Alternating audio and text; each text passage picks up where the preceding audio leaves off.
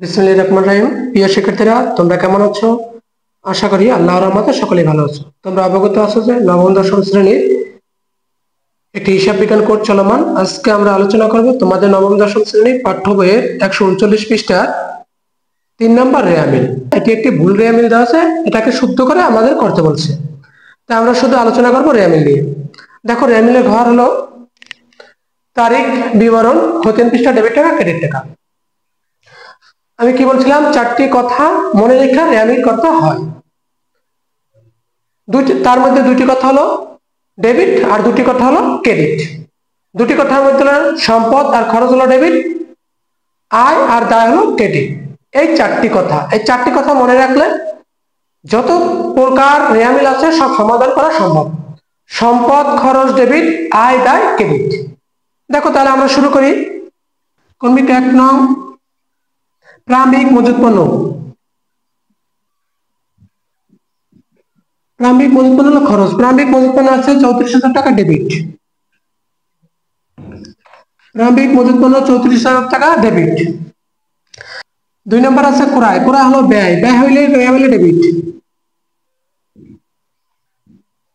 ক্রয় আছে 1 লক্ষ টাকা ডেবিট। সকল প্রকার ব্যয় রেয়ামিলে ডেবিট। 3 নম্বর আছে বেতন। বেতন ব্যয়। ব্যয় হইলে রেয়ামিলে ডেবিট। সম্পদ আর ব্যয় রেয়ামিলে ডেবিট। 3 নম্বর বেতন।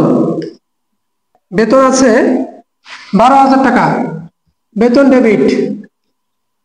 বেতন হলো ব্যয়। ব্যয় হওয়ার কারণে বেতন ডেবিট। 4 নম্বরে আছে পাওনাদার।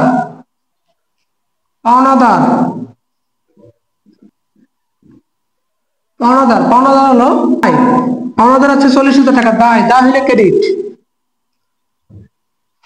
সম্পদ আর খরচ হলো ডেবিট, আয় আর দায় হলো ক্রেডিট।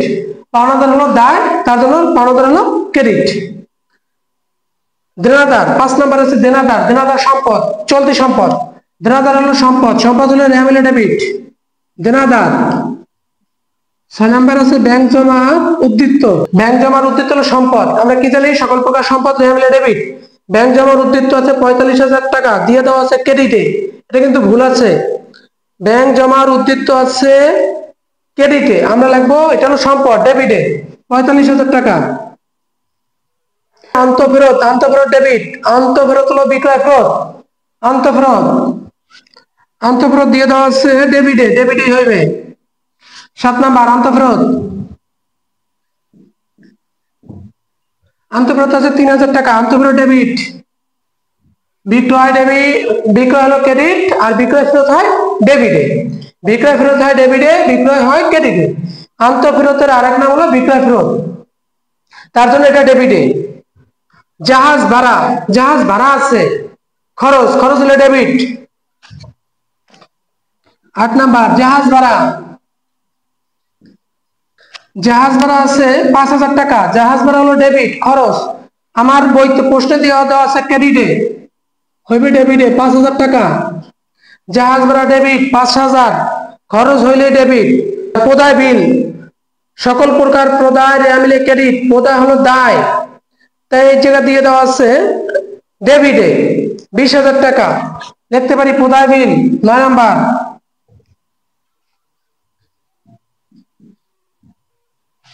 প্রদায় বিল আছে 20,000 টাকা, প্রদায় বিল দায়। সকল প্রকার প্রদায় রেয়ামিলে ক্রেডিট। সকল প্রকার প্রদায় রেয়ামিলে ক্রেডিট আর সকল প্রকার প্রাপ্য রেয়ামিলে ডেবিট। পরেরটা আছে গৃহীত ঋণ। ঋণ। গৃহীত ঋণ হলো দায়। 10 নাম্বার গৃহীত ঋণ। গৃহীত ঋণ আছে 13,000 টাকা, ক্রেডিটে আছে, লেখো ক্রেডিটে, দায়। গৃহীত ঋণ। পরেরটা আছে দালান কোঠা। দালান কোঠা হলো সম্পদ, 55,000 টাকা। দালান কোঠা সকল প্রকার সম্পদ রেয়ামিলে ডেবিট। দালান কোঠা। দালান কোঠা আছে 55,000 টাকা, ডেবিট। দালান কোঠা সম্পদ, সকল প্রকার সম্পদ রেয়ামিলে ডেবিট। সকল প্রকার সম্পদ রেয়ামিলে ডেবিট। কটা আছে বরাদ্দকৃত বাট্টা। বরাদ্দকৃত বাট্টা হলো ডেবিট, খরচ। বরাদ্দকৃত বাট্টা 10,000 টাকা, ডেবিট। বরাদ্দকৃত বাট্টা হলো খরচ, খরচ হলে রেয়ামিলে ডেবিট। 13 নম্বর আছে মূলধন। মূলধন রেয়ামিলে ক্রেডিট। মূলধন হলো দায় মানে ব্যবসা মালিকের কাছে দায়, এটা ব্যবসা মালিকের কাছে দায়। মূলধন 13 নাম্বার মূলধন, মূলধন হচ্ছে 68,000 টাকা ক্রেডিট,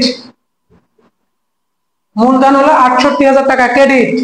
দায় কয়টা হচ্ছে বিক্রয় 14 তারিখ, বিক্রয় 1,40,000 টাকা ক্রেডিটে দিয়ে দেওয়া আছে, এটা ক্রেডিটই হবে। বিক্রয় আয়, সকল প্রকার আয় রেয়া মিলে ডেবিট ক্রেডিট।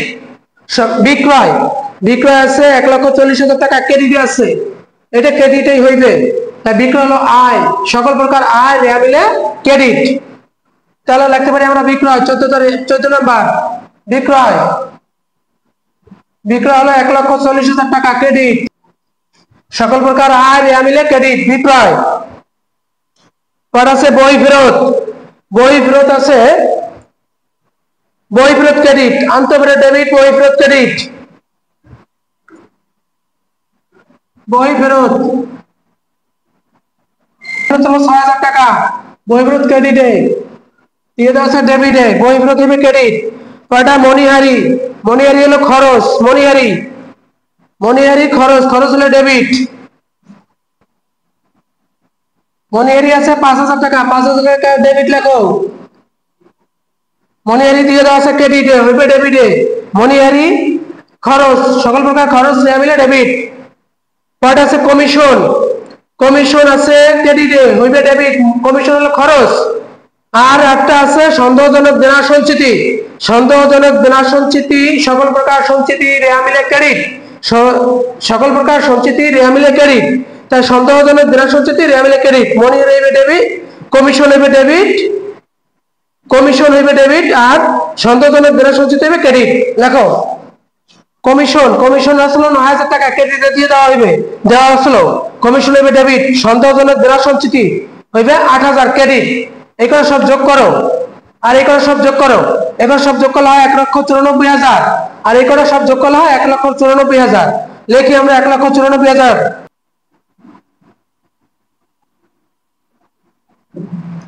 দেখো আমার 3 নাম্বার সৃজনশীলের রেয়া মিল, প্রথমে ছিল 1 নাম্বার ছিল প্রারম্ভিক মজুত পণ্য, প্রারম্ভিক মজুত পণ্য খরচ, তার জন্য রেয়া মিলে ডেবিট।